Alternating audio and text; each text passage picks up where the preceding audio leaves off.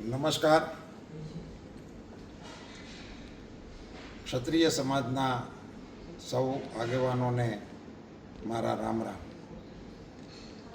હું પરસોત્તમ રૂપાલા રાજકોટની અંદર વાલ્મીકી સમાજના એક કાર્યક્રમમાં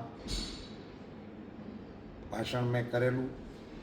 એનો એક વિડીયો વાયરલ થયો છે, જેને લઈને ક્ષત્રિય સમાજના ઘણા બધા આગેવાનોએ મને એ વિડીયા અંગે પોતાની પ્રતિક્રિયાઓ આપી છે, રોષ પણ વ્યક્ત કર્યો છે, સલાહ પણ આપી છે. આ તમામ આગેવાનોમાં અમારા વરિષ્ઠ આગેવાન ભૂપેન્દ્રસિંહજી ચુડાસમા, રાજ્યસભાના મારા સાથીદાર કેસરીસિંહજી વાંકાનેર સ્ટેટ, અમારા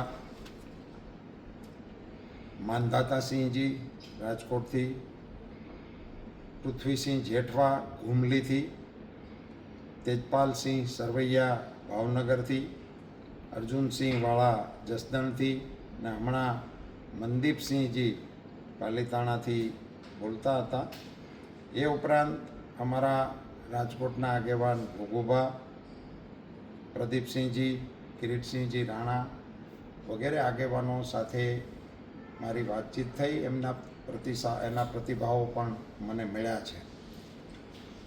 ક્ષત્રિય સમાજ અને રાજવી પરિવાર અંગેના મારા ઉલ્લેખને કારણે તેઓએ પોતાની નારાજગી અને રોષ વ્યક્ત કરેલો. મેં જે વાત કરતો હતો એમાં મારો આશય માત્ર વિધર્મીઓ દ્વારા આપણી સંસ્કૃતિ ઉપર અને આપણા દેશ ઉપર થયેલા જુલ્મોનું નિરૂપણ કરવાનો હતો. સહેજ પણ રાજવી પરિવાર કે ક્ષત્રિયોને નીચા દેખાડવાનો મારો કોઈ આશય કે ઈરાદો ત્યારેય નહોતો, અત્યારેય ન હોય અને ભવિષ્યમાં પણ ના હોઈ શકે.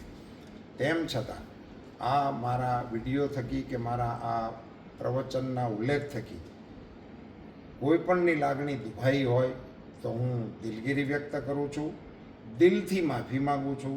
અને ક્ષત્રિય સમાજની ગરિમા અને ગૌરવની ખેવના ધરાવતો હોવાને કારણે આ માત્ર ચૂંટણીલક્ષી વાત નથી, પણ કાયમી ધોરણે આ પ્રકારના વિષયો પ્રત્યે મને પણ કોઈ પણ પ્રકારનું મનમાં ઓછપ કે ઉણપ લાવવા જેવું કે એમને કોઈને એમની ગરિમાને ઘસરકો પહોંચાડવાનો મારો કદી ઈરાદો ન હોય એવી મારી નમ્ર સ્પષ્ટતા કરું છું. અને આપ સૌને આ વિષયને અહીંયા પૂરો કરવા માટેની વિનંતી કરું છું. ધન્યવાદ.